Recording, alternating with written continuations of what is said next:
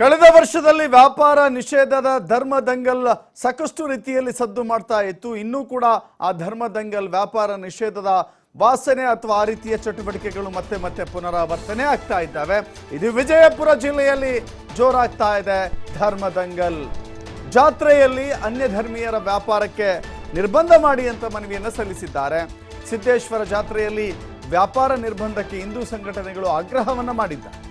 ವ್ಯಾಪಾರ ನಿರ್ಬಂಧದ ಬ್ಯಾನರ್ ಹಾಕಿದ ಹಿಂದೂ ಸಂಘಟನೆಯ ಮುಖಂಡರು ಬ್ಯಾನರ್ ತೆರವು ಮಾಡಿಸಿದ್ದಾರೆ. ಸಿದ್ದೇಶ್ವರ ಸಂಸ್ಥೆಯ ಪದಾಧಿಕಾರಿಗಳು ಬ್ಯಾನರ್ ವಿಚಾರಕ್ಕೆ ಹಿಂದೂ ಮುಖಂಡರು ಪದಾಧಿಕಾರಿಗಳ ನಡುವೆ ವಾಗ್ವಾದವೇ ನಡೆದು ಹೋಗಿದೆ.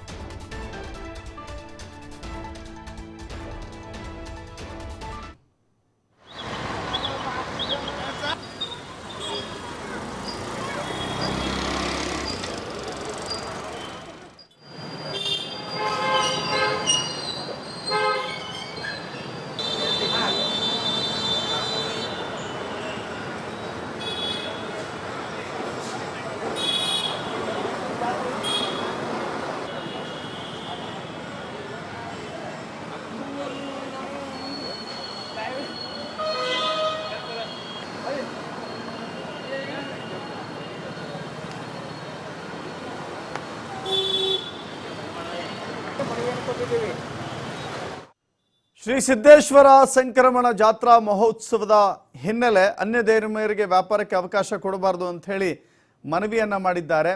ಇದೇ ವಿಚಾರಕ್ಕೆ ಸಂಬಂಧಪಟ್ಟಂತೆ ನಮ್ಮ ಪ್ರತಿನಿಧಿ ಸಿದ್ದು ಅಲ್ಲಿನ ಜನರನ್ನ ಮಾತನಾಡಿಸಿದ್ದಾರೆ, ನೋಡೋಣ.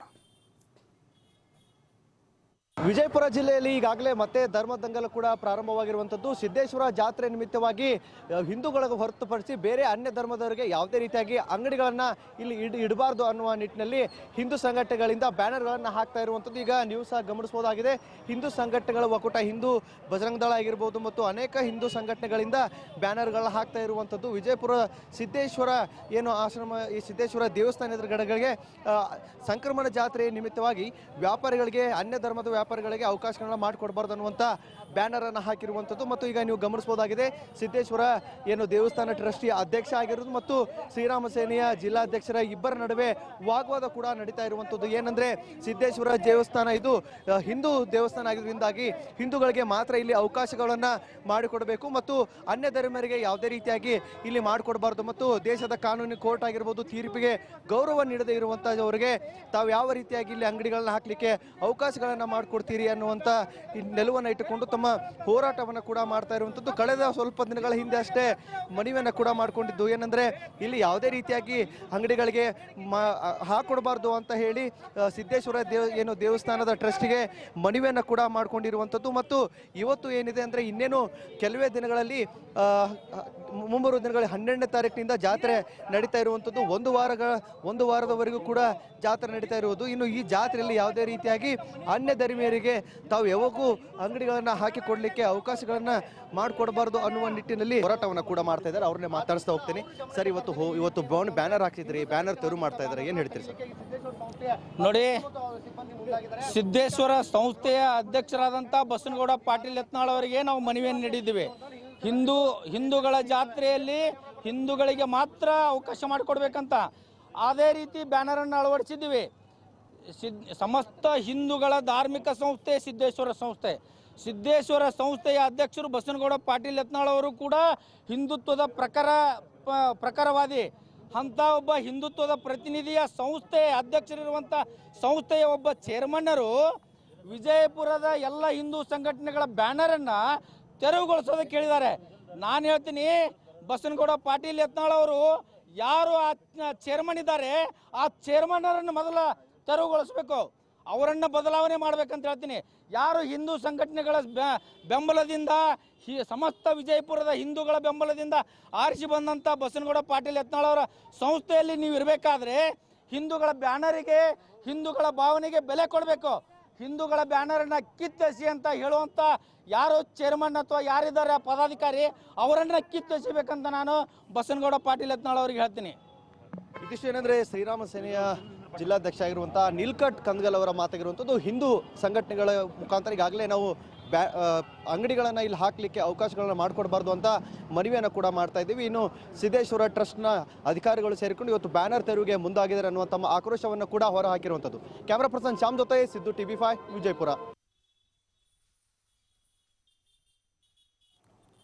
ಎಸ್, ಇದು ಸಿದ್ದೇಶ್ವರ ಸಂಕ್ರಮಣ ಜಾತ್ರಾ ಮಹೋತ್ಸವದಲ್ಲಿ ಅನ್ಯ ಧರ್ಮೀಯರಿಗೆ ಅವಕಾಶವನ್ನು ಕೊಡಬಾರ್ದು. ಅವಕಾಶವನ್ನು ಕೊಟ್ಟಿದ್ದೇ ಆದರೆ ಸಿದ್ದೇಶ್ವರ ಟ್ರಸ್ಟ್ನ ಚೇರ್ಮನ್ ಅವರನ್ನು ಆ ಸ್ಥಾನದಿಂದ ವಜಾ ಮಾಡಬೇಕು ಅಂತ ಹೇಳಿ ಹಿಂದೂ ಸಂಘಟನೆಯ ಕಾರ್ಯಕರ್ತರು ಮುಖಂಡರು ಆಗ್ರಹ ಮಾಡ್ತಾ ಇದ್ದಾರೆ. ಉಡುಪಿ ಮಂಗಳೂರಿನಿಂದ ಆರಂಭವಾದಂಥ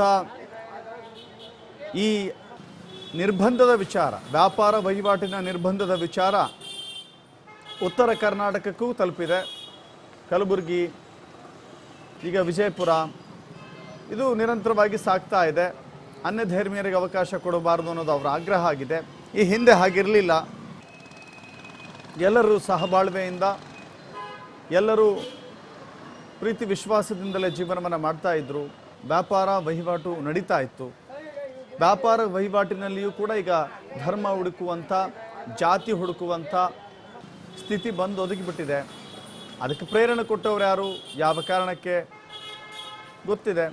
ಆದರೆ ಈ ವಿಚಾರ ಇದೆಯಲ್ಲ ಈಗ ಮುಂದುವರಿತಾ ಇದೆ.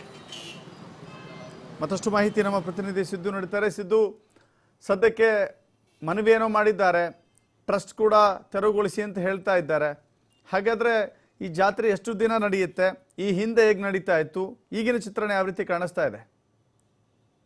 ಖಂಡಿತ ದಶರಥ್, ಕಳೆದ ಒಂದು ತಿಂಗಳ ಹಿಂದೆ ಏನಂದ್ರೆ ಶ್ರೀರಾಮ್ ಸೇನೆಯ ಅಧ್ಯಕ್ಷರು ಮತ್ತು ಅವರ ಕಾರ್ಯಕರ್ತರು ಎಲ್ಲರೂ ಸೇರಿಕೊಂಡು ಸಿದ್ದೇಶ್ವರ ದೇವಸ್ಥಾನ ಟ್ರಸ್ಟ್ಗೆ ಹೋಗಿ ಭೇಟಿ ನೀಡಿ ಮನವಿಯನ್ನ ಕೂಡ ಮಾಡ್ಕೊಂಡಿರುವಂತದ್ದು.